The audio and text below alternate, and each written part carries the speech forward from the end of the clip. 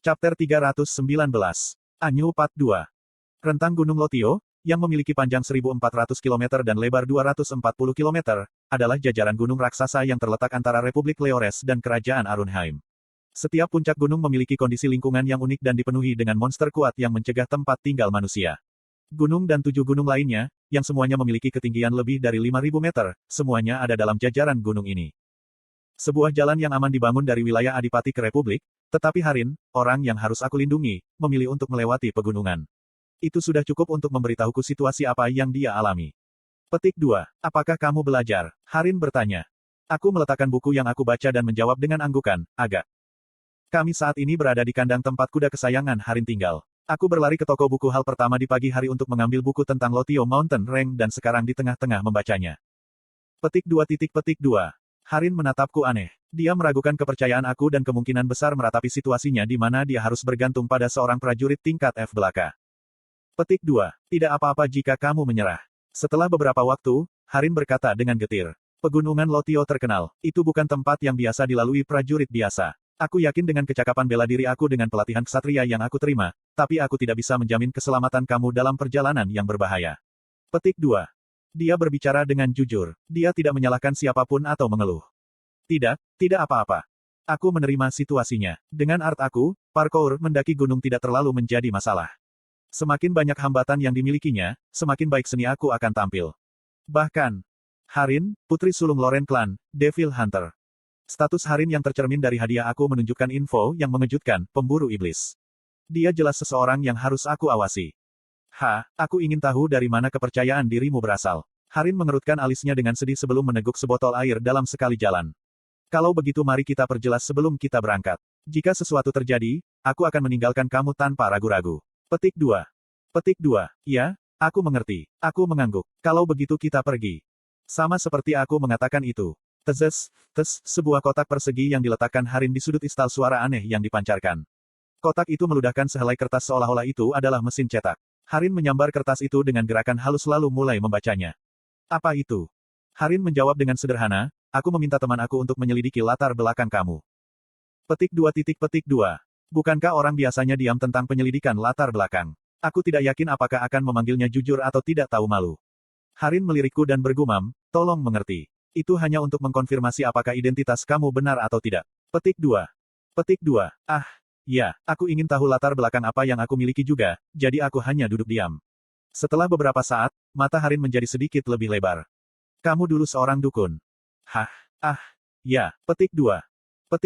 Ya, mata Harin menajam. Aku telah berbicara dengan santai di bawah sadar.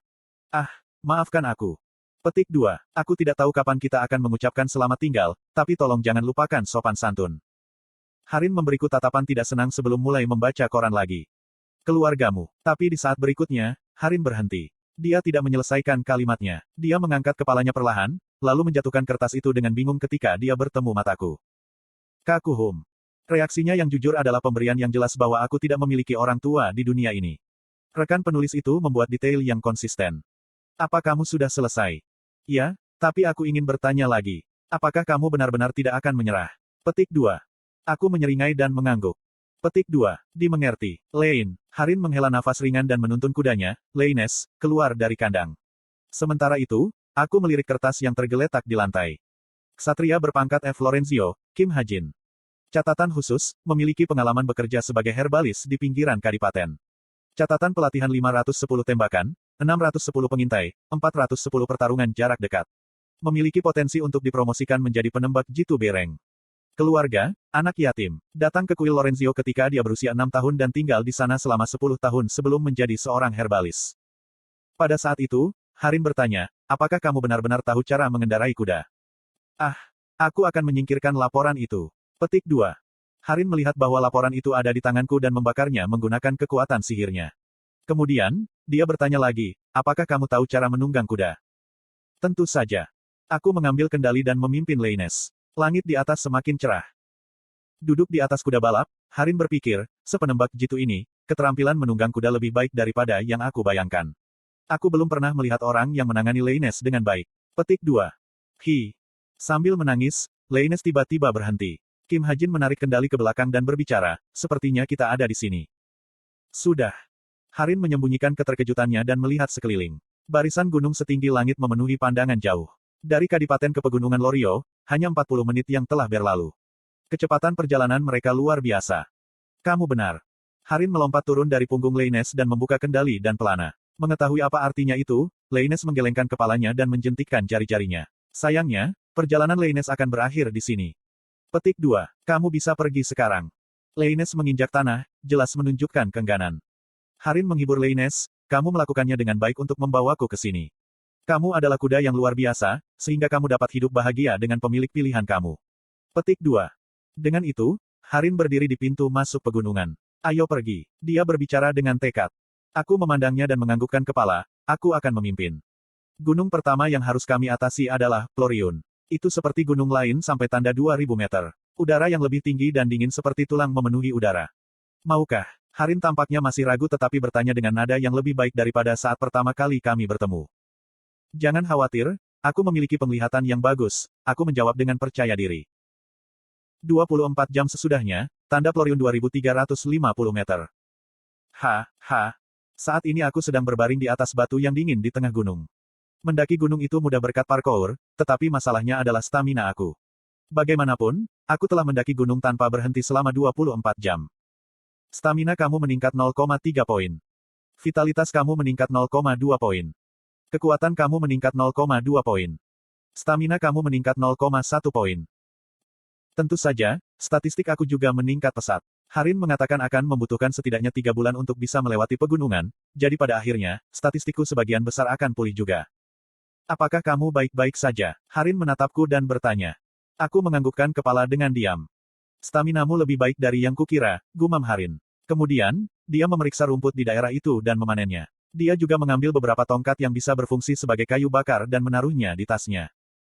Ketika aku terus menatapnya, dia bahkan meluangkan waktu untuk menjelaskan, kita harus mengumpulkan sebanyak mungkin ramuan, kayu bakar, dan makanan. Hutan akan menghilang begitu kita naik ke cuaca yang sangat dingin. Petik 2. Petik 2. Begitu. Aku menganggukkan kepalaku dan mengangkat tubuhku. Harin menatapku aneh. Kamu sudah selesai istirahat. Maaf. Ya, ayo pergi. Petik 2. Statistik aku naik karena aku menggunakan stamina, jadi lebih baik menjaga diri aku sedikit lelah. Kami mengambil tas kami dan mulai mendaki gunung sekali lagi. Ketika kami naik lebih jauh, tanaman hijau di tanah menghilang, diganti dengan tanah sedingin es. Temperatur yang dingin memotong kulit aku seperti pisau. Tetapi dengan sistem konsolidasi acak meningkatkan properti tahan panas dari pakaian aku bisa menahan dingin lebih baik. Aku memandang Harin. Dia menahan dingin dengan penguatan Ki. Melihat ini, aku teringat akan pengaturannya, pemburu iblis. Dia tidak diragukan lagi karakter penting di dunia ini. Dia mungkin memiliki peran penting dalam memerangi Baal. Tanpa ragu, dia adalah seseorang yang aku harus tetap aman. Begitu kami mencapai tanda 4000 meter, rasa dingin yang ekstrim menjadi terlalu keras untuk bertahan. Aku tidak punya pilihan selain memperkuat peralatan aku dengan kekuatan sihir stigma. Apakah kita berjalan dengan benar? Aku bisa mempercayai kamu, bukan? Pada saat itu, Harin bertanya. Suaranya dingin sekali. Iya, ikuti saja aku. Aku menjawab dengan percaya diri. Tapi mungkin nadaku memprovokasi gunung, ketika kepingan salju putih salju mulai turun. Itu adalah whiteout. Harin segera berteriak. Badai salju. Hati-hati. Harin menuju ke arah yang berlawanan saat dia mengatakan itu. Orang yang mengatakan kepada aku untuk berhati-hati kehilangan dirinya sendiri. Dia kehilangan akal sehat karena pingsan. Melihatnya menuju tebing, aku meraih pergelangan tangannya dan menariknya dengan kuat. Siapa itu? Apakah kamu? Petik 2. Iya, ini aku. Aku dapat mendengar kamu baik-baik saja, jadi kamu tidak perlu berteriak. Ikuti saja petunjukku. Petik 2. Badai salju ini bahkan memiliki kekuatan sihir yang tercampur di udara, membuatnya semakin sulit untuk bertahan. Wah, aku melihat gua di sana. Mempertimbangkan berapa lama kita mendaki tanpa istirahat, tidak ada yang akan mengutuk kita untuk beristirahat di sini. Aku mulai berjalan ke gua alami sekitar 500 meter jauhnya. 28 jam sejak awal pendakian, sebuah gua di Gunung Ploriun. Api unggun terbakar ketika 3 ikan tusuk sate dimasak di atasnya. Harin menamparkan bibirnya dan menelan ludahnya saat dia melihat ikan itu. Ketika aku menatapnya, dia bergumam seolah memberikan alasan. Sudah lama aku tidak makan daging. Sangat. Api unggun meninggalkan jejak. Kamu sudah dalam pelarian untuk waktu yang lama. Harin tersentak. Matanya bergetar seolah-olah mereka mengalami gempa bumi internal. Segera, dia menghela napas dalam-dalam dan berbicara dengan jujur. Ya, aku sedang dalam pelarian. Itu sebabnya aku memilih pegunungan ini. Petik 2. Kenapa kamu melarikan diri? Petik 2. Lebih baik kamu tidak tahu. Kalau aku ditangkap, itu. Petik 2. Dengan itu, Harin mengambil tusuk sate. Aku agak kecewa bahwa aku tidak bisa mendengar cerita lengkapnya tetapi menyerah dan meninggalkannya untuk hari yang lain. Aku melihat keluar gua. Badai salju tidak menunjukkan tanda-tanda berakhir. Aku kembali ke Harin. Nom. Dia sibuk makan ikan. Dia menyelesaikannya dalam sekejap mata dan kemudian menatapku dengan mata puas namun curiga. Petik 2. Ngomong-ngomong, Harin duduk tegak. Nada suaranya serius. Apakah kamu benar-benar seorang prajurit peringkat F? Aku menjawab sambil menyeringai, kamu sudah melihat laporannya. Petik 2. Prajurit pangkat F tidak mungkin tahan terhadap dingin ekstrim Floriun. Apa yang dia katakan masuk akal, tetapi aku hanya memberikan jawaban yang sama dengan yang dia lakukan. Ini lebih baik daripada yang kamu tidak tahu. Itu dulu. Sebuah peringatan baru muncul di depan aku. Karakter inti dari dunia ini, Devil Hunter Harin, tertarik padamu. Aku melihat. Harin menutup mulutnya. Setelah itu, kami tidak saling bicara dan hanya menatap badai salju di luar gua.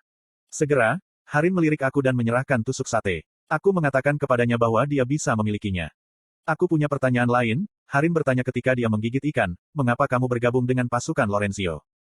Itu bukan pertanyaan yang harus aku jawab. Aku ingin tetap diam, tetapi ide yang bagus tiba-tiba muncul di kepalaku. Petik 2. Kuhum. Dengan batuk, aku bersandar di dinding gua dan mengatur suasana. Aku memasang ekspresi serius dan membuat diriku terlihat sedikit gugup. Kemudian, dalam suasana yang berat, aku bergumam. Untuk mengalahkan iblis, mungkin. Petik 2 tanda seru petik 2. Tubuh Harin bergetar kuat. Dia menatapku dengan mata melebar. Aku ingin merasakan gelar pemburu iblis. Itu bekerja lebih baik daripada yang aku kira. Iblis. Iya nih. Aku dengan acuh tak acuh menjawab pertanyaannya. Tidak masalah apa yang dia minta dari sini. Penyelidikannya menemukan bahwa aku adalah seorang yatim piatu. Tidak ada yang tahu latar belakang aku sebelum aku datang ke panti asuhan. Dengan kata lain, aku bebas untuk memperbaiki keadaan sesuka aku. Kamu. Harin menelan ludah dan bertanya lagi, apakah kamu percaya bahwa iblis ada? Mendengar ini, aku melakukan tindakan terbaik yang bisa dibayangkan. Aku mengepalkan gigi dan kepalan tanganku sehingga nadiku akan muncul dan mendorong rambutku ke belakang dengan kasar. Harin dengan cermat mengamati reaksiku. Petik 2. Aku mempertahankan kesunyian dan menggelengkan kepalaku. Sudah jelas apa yang aku maksud. Tidak bisa menunggu, Harin mendekati aku. Katakan padaku, apakah kamu percaya akan keberadaan iblis? Petik 2. Petik 2. Aku memberinya tatapan yang lebih tajam, jelas memintanya untuk tidak bertanya lebih jauh. Tapi Harin tidak mundur. Kami mengikuti kontes menatap selama beberapa menit, lalu aku bergumam seolah aku menyerah. Ketika aku berusia 6 tahun, itu membunuh keluargaku. Wajah Harin berubah kaku. Dia kemungkinan besar berpikir tentang latar belakang keluarga yang dia baca dalam laporan tentang aku. Seorang manusia berubah menjadi monster bertanduk dan membunuh semua orang. Aku berusaha bersikap marah. Iblis adalah satu-satunya cara aku bisa menggambarkannya. Petik 2. Harin terdiam. Dia mundur. Di gua yang gelap, dia menutup matanya dan merenung. Segera, dia menganggukkan kepalanya dengan ekspresi sedih. Aku melihat. Dia tampaknya telah mencapai pemahaman saat dia berbicara dengan percaya diri. Aku mengerti sekarang. Aku memandangnya. Dia tampak puas dan menatapku seperti melihat seorang kawan. Aku mengerti mengapa Airun mengirimmu kepadaku. Sama seperti itu, dia mengambil umpan.